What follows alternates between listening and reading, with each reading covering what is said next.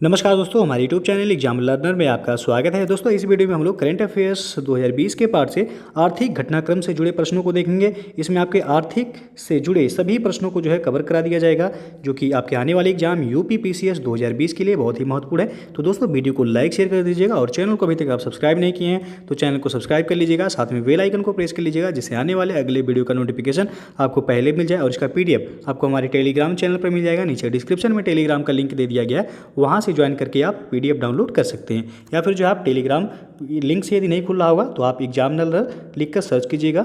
Exam learner एक ही साथ लिखिएगा, कोई स्पेस बीच में मत दीजिएगा। उसके बाद आप वहाँ से ज्वाइन कर सकते हैं। तो दोस्तों, चलिए वीडियो को शुरू करते हैं।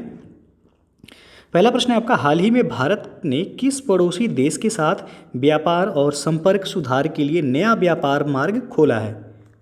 तो यह भूटान के साथ। ये ऑप्शन सही हो जाएगा यहाँ। भारत ने भूटान के साथ द्विपक्षीय व्यापार के माध्यम से रिश्तों को मजबूत बनाना इसका उद्देश्य है, क्योंकि भूटान भारत व चीन के मध्य आपका बफर स्टेट है। अगला प्रश्न अब आपका, मई 2020 में भारत की शीर्ष तेल और गैस उत्पादक कंपनी ओएनजीसी ने किस कंपनी के साथ नवीकरणीय ऊर्जा हेतु एक संयुक्त उद्यम कंपनी स्थापित करने का प्रारंभिक समझौता किया है? तो इसका सही आंसर हो जाएगा ऑप्शन ए, एनटीपीसी ने। और नवीकरणीय ऊर्जा हेतु एक संयुक्त उद्यम स्थापित करना इसका प्रमुख उद्देश्य है। तो ये विकल्प यहाँ सही है, एनटीपीसी। अगला प्रश्न है आपका, मई 2020 में उत्तर प्रदेश सरकार ने उत्तर प्रदेश स्टार्टअप फंड के लिए किसके साथ समझौता किया है? तो इसका सही आंसर हो जाएगा ऑप्शन बी, सिडबी के साथ। इसका उद्देश्य है कि राज्य के युवाओं को उद्यमिता हेतु प्रोत्साहित करना। और उत्तर प्रदेश के मुख्यमंत्री योगी आदित्यनाथ द्वारा लखनऊ में भारतीय लघु उद्योग विकास बैंक यानी सिडबी को 15 करोड़ रुपए की पहली किस्त सौंपी गई है। यह पहल बड़ी संख्या में राज्य में आए प्रवासी श्रमिकों को उनके कौशल के आधार पर रोजगार प्रदान करेगा। तो याद रखिएगा, सिडबी के साथ बी ऑप्शन सही हो जाएगा यहाँ। अगला प्रश्न अब आपका, जून 2020 में स्टार्टअप जीनोम द्वारा जारी ग्लोबल स्टार्टअप इकोसिस्टम रिपोर्ट 2020 के अनुसार विश्व के 30 सर्वश्रेष्ठ स्टार्टअप शहरों में भारत के किस शहर को 26वां स्थान मिला है? तो इसका सही आंसर हो जाएगा ऑप्शन ए से हो जाएगा, बंगलुरु को 26वां स्थान प्राप्त हुआ है। प्रथम स्थान आपका सिलिकॉन वैली यानी कि शामिल भारत का एकमात्र शहर था वह बेंगलुरु था, जिसको 26वां स्थान मिला है। और द्वितीय स्थान आपका न्यूयॉर्क एवं लंदन को संयुक्त रूप से द्वितीय स्थान प्राप्त हुआ है। और दिल्ली को 36वां स्थान प्राप्त हुआ है इसमें। अगला प्रश्न है आपका, जुलाई 2020 में भारतीय रिजर्व बैंक आरबीआई ने किस देश के साथ $400 मिलियन की मुद्रा विनिमय समझौते पर हस्ताक्षर किया है? तो इसका सही आंसर हो जाएगा ऑप्शन ए, श्रीलंका के साथ। अगला क्वेश्चन है आपका, मई 2020 में भारत सरकार के वित्त मंत्रालय द्वारा आत्मनिर्भर भारत भाग 1 के तहत सूक्ष्म लघु एवं मध्यम उद्यमों को कुल कितने लाख करोड़ रुपए के ऋण की व्यवस्था की गई है? तो इसका सही आंसर हो जाएगा ऑप्शन सी, 3 लाख करोड़ रुपए की व्यवस्था की गई है। अगला प्रश्न अब आपका, मई 2020 में भारत सरकार के वित्त मंत्रालय द्वारा आत्मनिर्भर भारत भाग 2 के तहत पूरे देश में एक राष्ट्र एक राशन कार्ड व्यवस्था कब तक लागू रहेगा? तो यह आपका ऑप्शन बी से हो जाएगा, मार्च 2021 तक लागू रहेगा। इसकी शुरुआत कब की गई? तो 13 मई 2020 को इसकी शुरुआत की गई है। लागू यह मार्च 2021 तक रहेगा। अगला प्रश्न अब आपका, मई 2020 में वित्तीय स्थिरता और विकास परिषद की बैठक कहाँ संपन्न हुई है? तो यह आपका नई दिल्ली में संपन्न हुआ है। ए ऑप्शन सही हो जाएगा यहाँ। अगला क्वेश्चन अब आपका, मई 2020 में भारत सरकार द्वारा कुल कितने करोड़ रुपए का रक्षा परीक्षण और संरचना योजना को मंजूरी प्रदान की गई है? तो इसका सही आंसर हो जाएगा ऑप्शन बी, 400 करोड़ रुपए का। अगला क्वेश्चन है आपका, मई 2020 में भारत सरकार के पीएम केयर्स फंड ट्रस्ट द्वारा कोविड-19 महामारी से निपटने हेतु कुल कितने करोड़ रुपए की धनराशि देश के हित के लिए आवंटित की गई है? तो ये क्वेश्चन इंपॉर्टेंट है, आपका पूछा जा सकता है। इसका सही आंसर हो जाएगा ऑप्शन ए, 3100 करोड़ रुपए। और इसमें जो है आपको पीएम केयर्स फंड ट्रस्ट ये क्या है, तो ये कोविड-19 के मद्देनज़र प्रधानमंत्री नरेंद्र मोदी द्वारा 27 मार्च 2020 को गठित जो है एक ट्रस्ट है ये। अगला क्वेश्चन अब आपका, हाल ही में carbon clean solutions limited CCSL ने संपीड़ित बायोगैस परियोजना के लिए किसके साथ समझौता यानी कि MOU किया है, तो इसका सही आंसर हो जाएगा ऑप्शन बी, गेल के साथ। बी ऑप्शन जो है यहाँ सही हो जाएगा। लक्ष्य है इसका कि देश में लगभग 100 संपीड़ित बायोगैस प्लांट की स्थापना करना, और यह समझौता कितने वर्ष के लिए किया गया है, तो 10 वर्ष के लिए जो है यह समझौता किया गया गेल के साथ। अगला प्रश्न आपका, हाल ही में किस केंद्र शासित प्रदेश के विकास परियोजनाओं हेतु नाबार्ड ने 44 लाख रुपए की राशि स्वीकृत की, तो इसका सही आंसर हो जाएगा ऑप्शन बी, अंडमान और निकोबार द्वीप समूह हेतु। तो नाबार्ड द्वारा जो है अंडमान और निकोबार द्वीप समूह में विकास परियोजनाओं का शुभारंभ किया गया, कब, तो जुलाई 2020 में। तो नाबार्ड जो है ये national bank for agriculture and rural development, इसका फुल फॉर्म होता है, कभी कभी पूछ लिया जाता है नाबार्ड का फुल फॉर्म क्या होता है, तो national bank for agriculture and rural development. इसकी स्थापना कब हुई थी, तो 12 जुलाई, नाबार्ड की स्थापना 12 जुलाई 1982 में हुआ था, और इसका मुख्यालय कहाँ है, मुंबई महाराष्ट्र में इसका मुख्यालय है। तो यहाँ जो है आपका बी विकल्प सही हो जाएगा। अगला प्रश्न अब आपका, हाल ही में IRCTC ने किसके साथ मिलकर रुपे प्लेटफॉर्म पर अपना संपर्क रहित क्रेडिट कार्ड जारी किया है, तो इसका सही आंसर हो जाएगा ऑप्शन ए से होगा है SBI कार्ड के साथ। अगला क्वेश्चन अब आपका, भारत सरकार ने किस संस्था के सहयोग से चंबल के बीहड़ों को कृषि योग्य बनाने का निर्णय लिया है, तो इसका सही आंसर होगा ऑप्शन सी, विश्व बैंक के साथ। और केंद्रीय कृषि कल्याण मंत्री कौन है वर्तमान में, तो नरेंद्र सिंह तोमर हैं, याद रखिएगा, केंद्रीय कृषि कल्याण मंत्री हैं नरेंद्र सिंह तोमर। और विश्व बैंक के अध्यक्ष जो हैं वह हैं डेविड आर मालपास, ये जो है विश्व बैंक के अध्यक्ष हैं। आर यानी कि डेविड आर मालपास, ये विश्व बैंक के 13वें जो है अध्यक्ष हैं। और इसका विश्व बैंक का मुख्यालय कहाँ है, तो वाशिंगटन DC में विश्व बैंक का मुख्यालय, ये जो है याद रखिएगा। अगला प्रश्न आपका, भारतीय रिजर्व बैंक यानी कि RBI द्वारा वित्तीय स्थिरता रिपोर्ट किस तिथि को जारी की गई है, तो ये आपका 24 जुलाई 2020 को जारी किया गया है। बी ऑप्शन जो है सही हो जाएगा यहाँ। अगला प्रश्न अब आपका, जुलाई 2020 में किस केंद्रीय मंत्री ने देश भर में कोरोना के कारण स्थिर पड़े व्यवसायों को गति प्रदान करने के लिए रीस्टार्ट इंडिया पोर्टल लॉन्च किया है, तो यहाँ व्यवसाय होगा, तो इसका जो सही आंसर हो जाएगा ऑप्शन ए से हो जाएगा, नितिन गडकरी द्वारा जो है लॉन्च किया गया है, ये ऑप्शन यहाँ सही हो जाएगा। अगला प्रश्न आपका, भारतीय बीमा विनियामक एवं विकास प्राधिकरण द्वारा कॉरपोरेट प्रशासन दिशा निर्देश के लिए गठित समिति के अध्यक्ष कौन है, तो इस समिति के अध्यक्ष हैं प्रवीण कुतुम्बे, ये ऑप्शन जो है सही हो जाएगा। बीमा कंपनियों हेतु कॉरपोरेट प्रशासन पर दिशा निर्देश के लिए समिति जो है बनी थी, और भारतीय बीमा विनियामक एवं विकास प्राधिकरण जिसको IRDAI कहा जाता है, समिति के अध्यक्ष कौन है, तो प्रवीण कुतुम्बे इसके अध्यक्ष हैं। इसमें कुल 16 सदस्य हैं इस समिति में। रिपोर्ट की अवधि जो होगी वह 3 माह की होगी। अगला प्रश्न आपका, किस संघ राज्य क्षेत्र के लिए केंद्रीय वित्त मंत्री निर्मला सीतारमण ने वित्त वर्ष 2020-21 के लिए पहली बार 1 लाख करोड़ रुपए से अधिक का बजट प्रस्तुत किया है, तो इसका सही आंसर हो जाएगा ऑप्शन ए, जम्मू कश्मीर के लिए पहली बार जो है 1 लाख करोड़ रुपए से अधिक का बजट जो है प्रस्तुत किया गया है। अगला क्वेश्चन अब आपका, 1 अप्रैल 2020 को देश के दूसरे सबसे बड़े सार्वजनिक बैंक पंजाब नेशनल बैंक ने अपना नया लोगो जारी किया।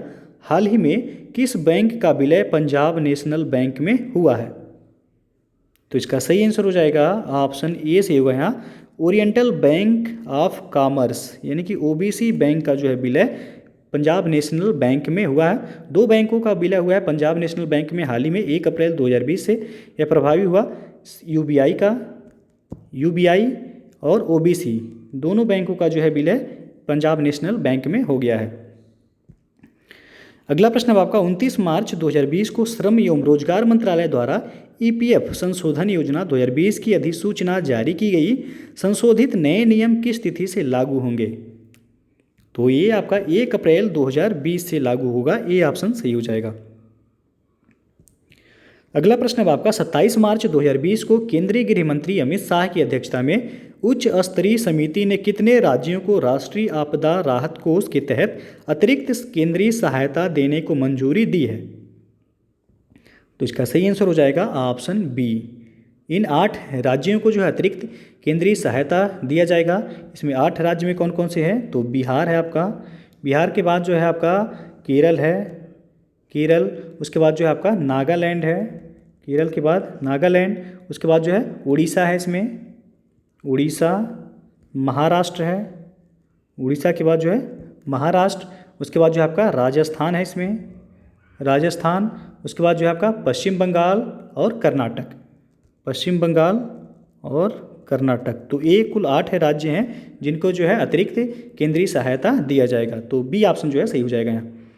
अगला प्रश्न अब आपका हाल ही में किस राज्य या केंद्र शासित प्रदेश ने शहरी स्थानीय निकायों और पंचायती राज संस्थाओं के सभी निर्वाचित सदस्यों को 25 लाख रुपए के जीवन बीमा कवर की घोषणा की है? तो इसका सही आंसर हो जाएगा ऑप्शन बी, जम्मू कश्मीर में। ये किसे दिया जाएगा? तो शहरी स्थानीय निकायों और पंचायती राज संस्थाओं के सभी निर्वाचित सदस्यों को दिया जाएगा। किसके द्वारा? तो जम्मू कश्मीर प्रशासनिक परिषद के द्वारा जो है दिया जाएगा। तो बी ऑप्शन जो है यहाँ सही हो जाएगा आपका। अगला प्रश्न आपका जून 2020 में बांग्लादेश में एलपीजी व्यवसाय के लिए 50-50% भागीदारी से संयुक्त उद्यम कंपनी का गठन करने हेतु बांग्लादेश ने किस देश के साथ समझौते पर हस्ताक्षर किया है? ऑप्शन देख सकते हैं आप यहाँ। तो इसका सही आंसर हो जाएगा ऑप्शन सी, भारत के साथ। समझौता पर हस्ताक्षर कब हुआ? तो 30 जून 2020 को भारत और बांग्लादेश के मध्य जो है ये समझौता हुआ है। तो यहाँ सी ऑप्शन सही हो जाएगा। उद्देश्य है इसका एलपीजी व्यवस्था हेतु संयुक्त उद्यम कंपनी का गठन करना। अगला प्रश्न अब आपका जून 2020 में खाद्य प्रसंस्करण उद्योग मंत्री हरसिमरत कौर बादल ने आत्मनिर्भर भारत अभियान के एक भाग के रूप में PM formalisation of micro food processing enterprises PMFME योजना की शुरुआत की। इस योजना से कुल कितनी राशि का निवेश होगा? तो अभी के जानकारी के लिए आपको बता दें कि अभी इन्होंने जो है इस्तीफा दे दिया है उद्योग यानी कि खाद्य प्रसंस्करण उद्योग मंत्री पद से हरसिमरत कौर बादल ने। तो इसका सही जो आंसर हो जाएगा ऑप्शन सी यहाँ से होगा। 35,000 करोड़ रुपए का जो है निवेश किया गया है। अगला प्रश्न अब आपका जून 2020 में किस संस्थान ने व्यवसायियों के लिए स्वावलंबन एक्सप्रेस नामक विशेष ट्रेन की शुरुआत की गई है? तो इसका सही आंसर हो जाएगा ऑप्शन ए से हो जाएगा यहाँ, सिडबी संस्थान के लिए। सॉरी जो है सिडबी ने जो है ये ट्रेन चलाई है। किसके लिए? तो व्यवसायियों के लिए जो है ये ट्रेन चलाया गया है। सिडबी का मुख्यालय जो है कहाँ है? तो याद रखिएगा उत्तर प्रदेश लखनऊ में जो है सिडबी का मुख्यालय। इसकी शुरुआत जो है लखनऊ उत्तर प्रदेश से हुई है। तो यहाँ जो है ये ऑप्शन सही हो जाएगा। अगला प्रश्न आपका मार्च 2020 में केंद्र सरकार द्वारा किस योजना के अंतर्गत महिलाओं के लिए 20466.94 करोड़ रुपए का ऋण दिया गया है? तो इसका सही जो आंसर हो जाएगा ऑप्शन ए से हो जाएगा। स्टैंड अप इंडिया के लिए 20,466.94 करोड़ रुपए का जो है ऋण दिया गया है। अगला प्रश्न अब आपका 30 जून 2020 को किस बैंक ने ई किसान धन ऐप लॉन्च किया है? तो इसका सही आंसर हो जाएगा ऑप्शन सी, HDFC बैंक ने। किस ई किसान धन ऐप पूछा जा सकता है किस बैंक के द्वारा लॉन्च किया गया? तो HDFC बैंक के द्वारा। और किसके लिए लॉन्च किया गया है? तो यह किसानों के लिए लॉन्च किया गया है। इसका उद्देश्य क्या है? तो किसानों को बैंकिंग सेवाओं का लाभ प्रदान करना जो है इसका उद्देश्य है। तो यह ऐप याद रखिएगा, हर गांव हमारा पहल का एक भाग है। हर गांव हमारा पहल का ये भाग है। अगला प्रश्न आपका वित्त मंत्री निर्मला सीतारमण द्वारा प्रधानमंत्री आवास योजना शहरी के तहत एक उप योजना के रूप में शहरी प्रवासियों यानी कि गरीब व्यक्तियों के लिए वहनीय किराए के आवास परिसर योजना की घोषणा की गई है। तो ये आपका 14 मई 2020 को इसकी घोषणा की गई है। मौजूदा सरकार द्वारा जो है वित्त पोषित आवासीय परिसरों का 25 वर्षीय अवधि हेतु रियायत समझौते के माध्यम से वहनीय किराए के आवासीय परिसरों में परिवर्तन, इसका प्रावधान है इसमें। और निजी सरकारी इकाइयों को अपनी खाली जमीन पर वहनीय किराए के आवास परिसरों के विकास हेतु विशेष प्रोत्साहन किया गया है। तो शुरुआत जो है यहाँ पूछा गया है, इन घोषणा कब हुआ है, तो 14 मई 2020 को। अगला प्रश्न है आपका, जुलाई 2020 में प्रधानमंत्री गरीब कल्याण अन्न योजना PMGKAY को कब तक विस्तारित किया गया है? तो इसे नवंबर 2020 तक विस्तारित किया गया है, ये ऑप्शन सही हो जाएगा। अगला प्रश्न है आपका, अप्रैल 2020 में किस भारतीय बैंक ने मैक्स लाइफ इंश्योरेंस में 29% हिस्सेदारी के अधिग्रहण को मंजूरी प्रदान की है? तो इसका सही आंसर हो जाएगा ऑप्शन ए, एक्सिस बैंक ने। अधिकृत की जाने वाली जो हिस्सेदारी है तो वह आपका 29% है, ये जो है याद रखिएगा। अगला प्रश्न है आपका, अप्रैल 2020 में अमेरिकी तकनीकी दिग्गज फेसबुक ने रिलायंस इंडस्ट्रीज लिमिटेड की दूरसंचार इकाई रिलायंस जियो में कितनी धनराशि निवेश की है? तो $5.7 बिलियन का जो है निवेश किया गया है। अगला प्रश्न है आपका, अप्रैल 2020 में भारतीय प्रतिस्पर्धा आयोग CCI ने ABB लिमिटेड के पावर ग्रिड कारोबार में हिताची लिमिटेड द्वारा कितने प्रतिशत हिस्सेदारी के प्रस्तावित अधिग्रहण को मंजूरी प्रदान की? तो इसका सही आंसर हो जाएगा ऑप्शन सी सही होगा यहाँ 80.1%। ABB मैनेजमेंट होल्डिंग AG का हिताची लिमिटेड का अधिग्रहण कब किया गया है? तो ये आपका 7 अप्रैल 2020 को किया गया है। और मंजूरी प्रदान की गई है किसके द्वारा? तो भारतीय प्रतिस्पर्धा आयोग द्वारा, यानी कि CCI के द्वारा। और हिताची लिमिटेड द्वारा अधिग्रहण ABB मैनेजमेंट होल्डिंग AG की 80.1% शेयर पूंजी का जो है अधिग्रहण किया गया है। तो यहाँ सी ऑप्शन सही हो जाएगा। अगला प्रश्न है आपका, किस संस्था ने भारत में सौर ऊर्जा के माध्यम से बिजली उत्पादन के कारोबार में अडानी ग्रीन एनर्जी लिमिटेड और टोटल SA के बीच संयुक्त उद्यम के गठन को मंजूरी प्रदान की है? तो इसका सही आंसर हो जाएगा ऑप्शन सी, भारतीय प्रतिस्पर्धा आयोग यानी कि CCI ने। अगला प्रश्न है आपका, अप्रैल 2020 में Paytm payments bank limited PPBL ने वर्चुअल और फिजिकल डेबिट कार्ड जारी करने के लिए किसके साथ साझेदारी की है? तो इसका सही आंसर हो जाएगा ऑप्शन ए, मास्टर कार्ड के साथ। ये जो है याद रखिएगा, इंपॉर्टेंट है, इन्होंने मास्टर कार्ड के साथ जो है साझेदारी की है।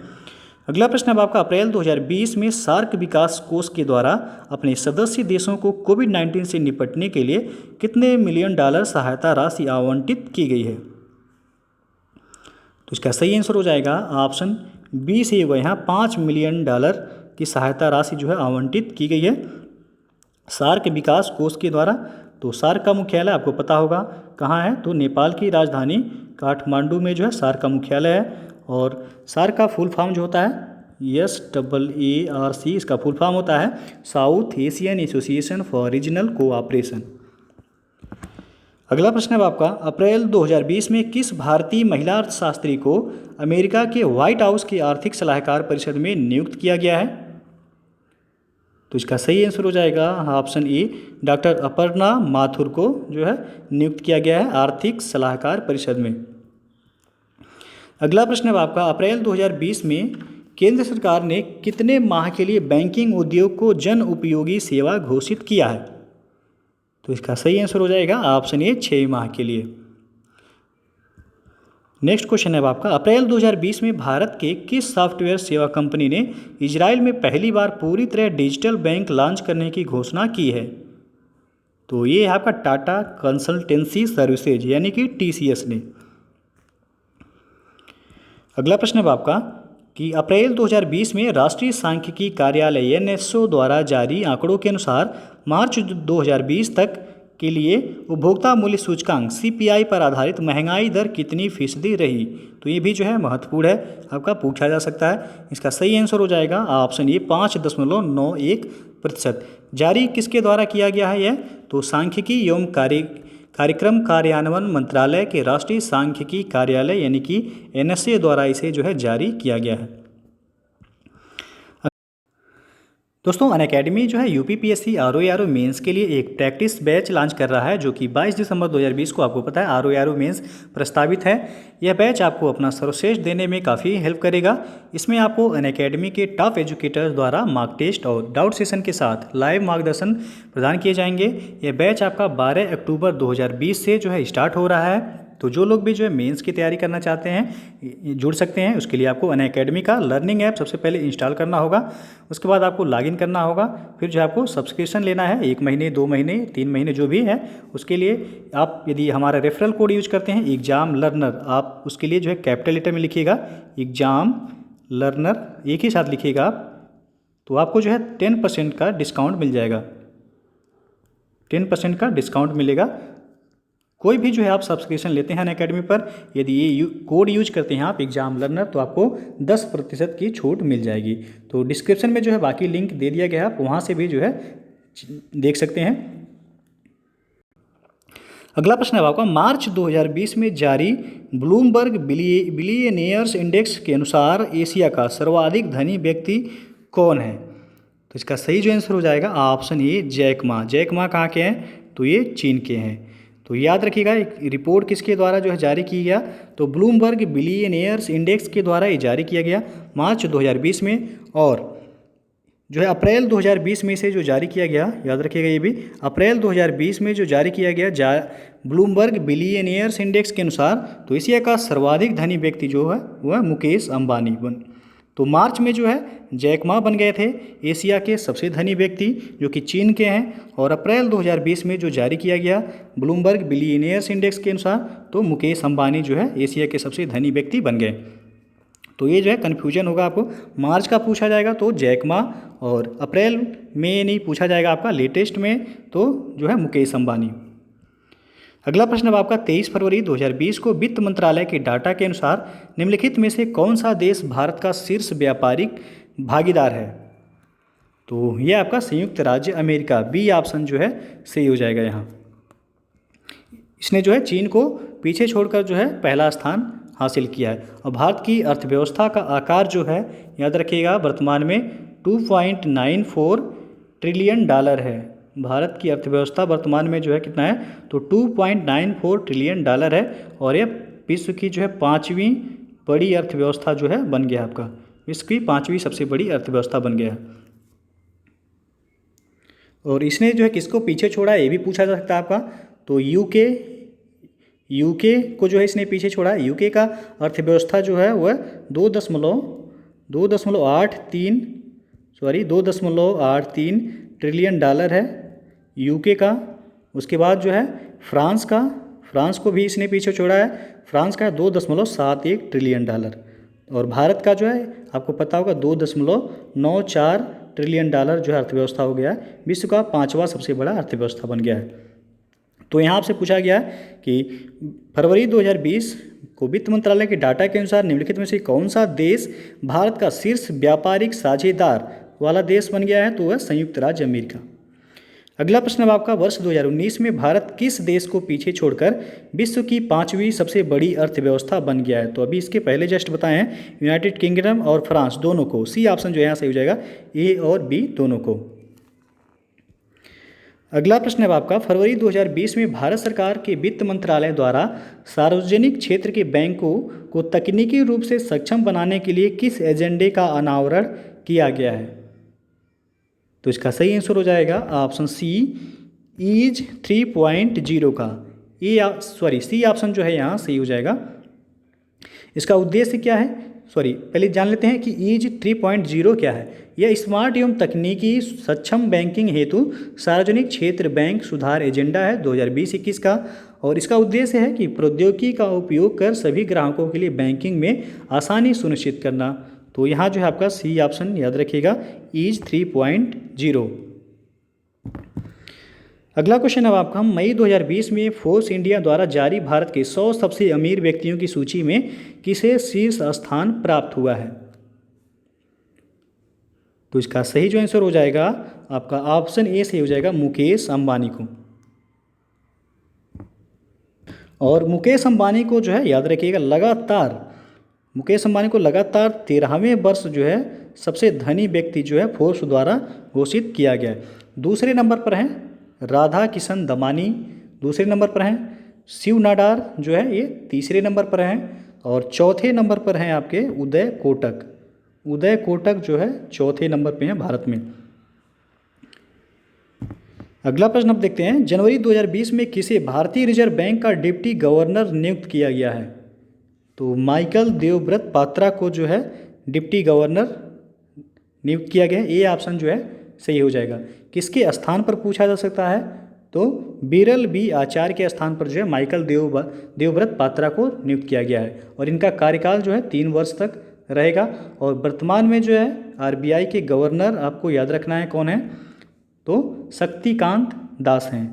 शक्तिकांत दास जो है वर्तमान में आरबीआई के गवर्नर हैं। अगला प्रश्न अब आपका, निम्न में से किस राज्य के कृषि व्यवसाय एवं ग्रामीण परिवर्तन परियोजना हेतु भारत सरकार एवं विश्व बैंक के द्वारा एक ऋण समझौते पर हस्ताक्षर किया गया है?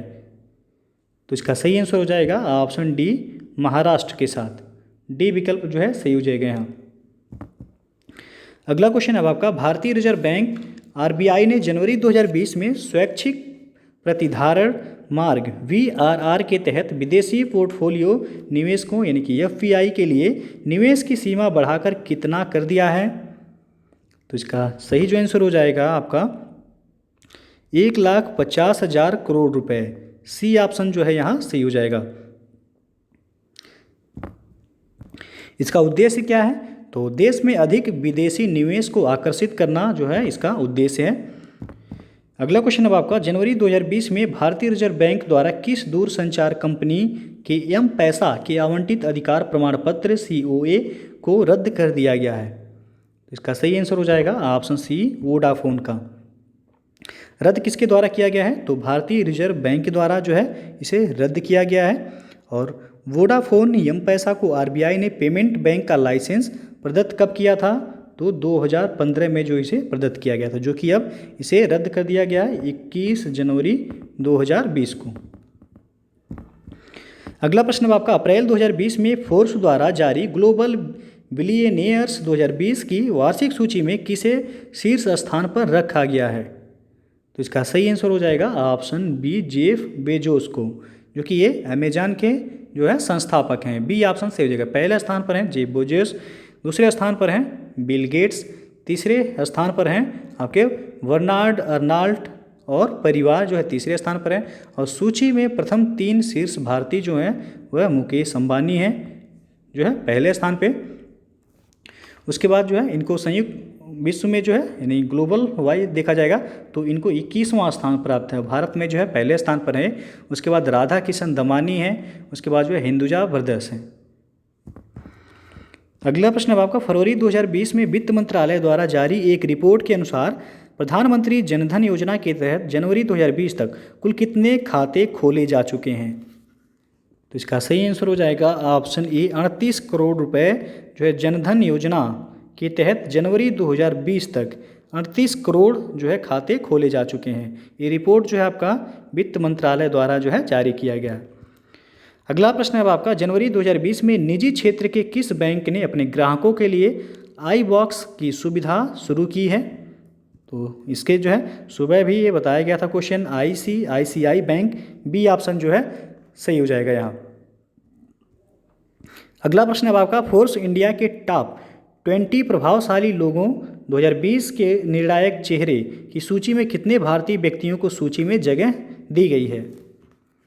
तो इसका सही जो आंसर हो जाएगा ऑप्शन डी सही हो जाएगा। यहाँ 7 भारतीयों को जो है इसमें शामिल, यानी कि फोर्ब्स इंडिया की 2020 के लिए 20 लोगों की सूची जो है जारी की गई। इसमें 7 भारतीय जो है टॉप पे हैं। वो हैं आदित्य मित्तल, इनको दूसरा स्थान मिला है। गोदरेज परिवार को 6वां स्थान, दुष्यंत चौटाला को 7वां, महुआ मोइत्रा को 9वां स्थान, कन्हैया कुमार को 12वां स्थान, और जो है प्रशांत किशोर को 16वां स्थान, और गरिमा अरोड़ा को 14वां स्थान।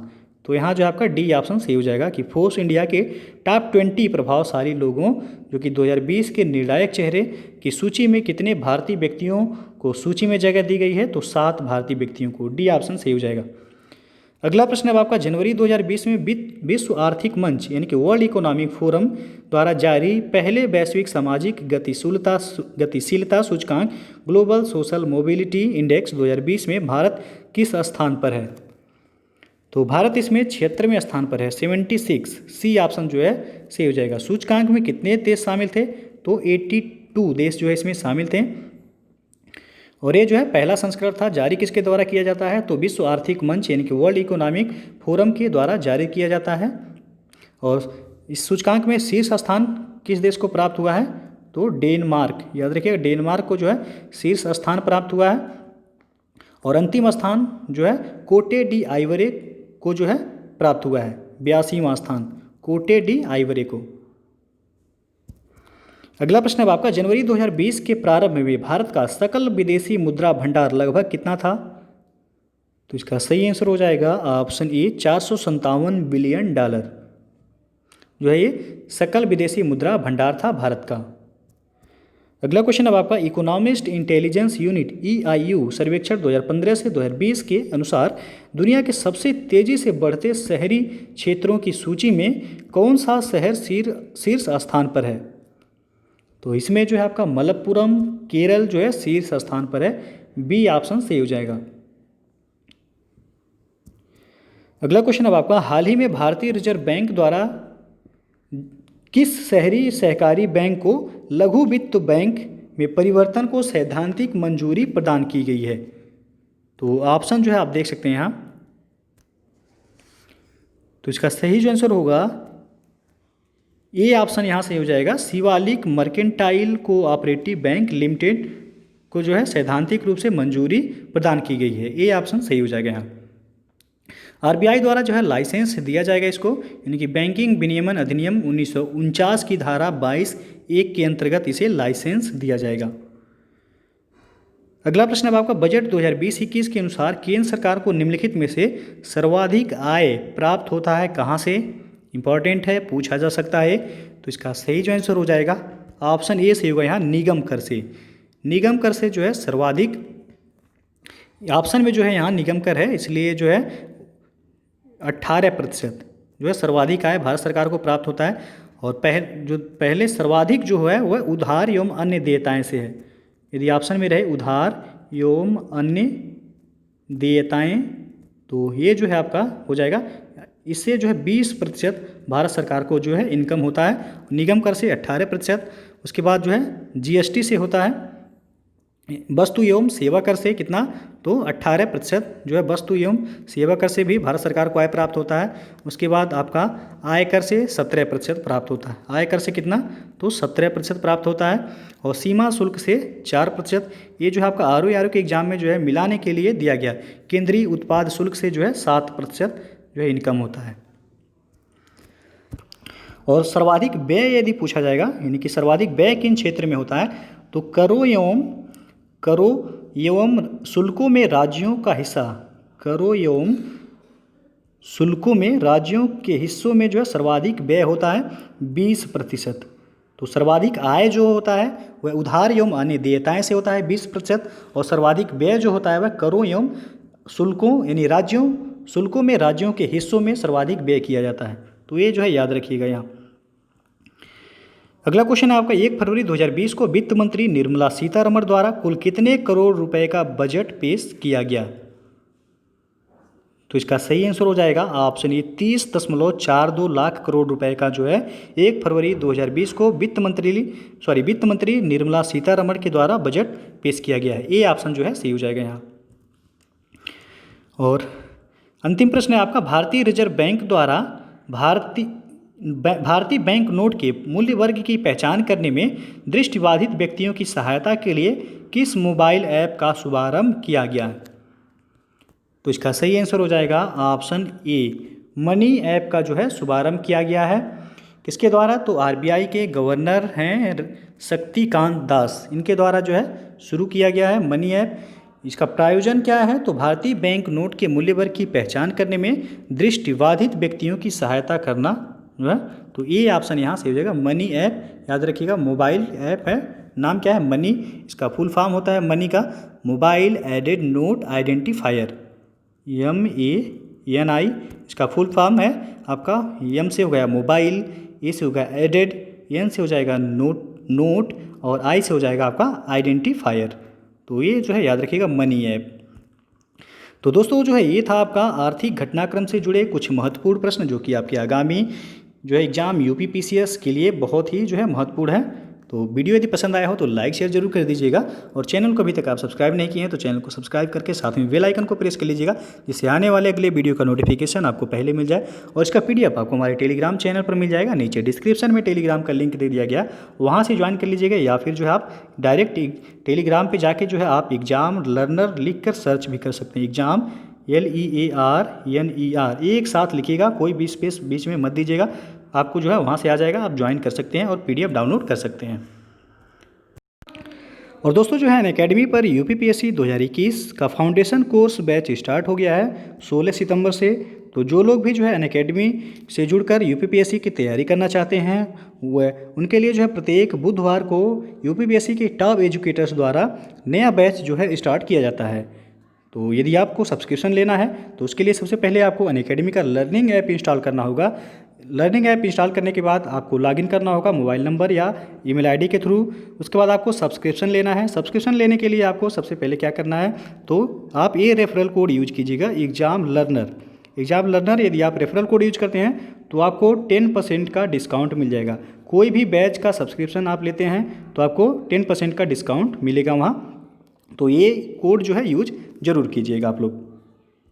और डिस्क्रिप्शन में भी जो है आपको लिंक भी दिया गया है, वहाँ से भी जो जाकर आप देख सकते हैं।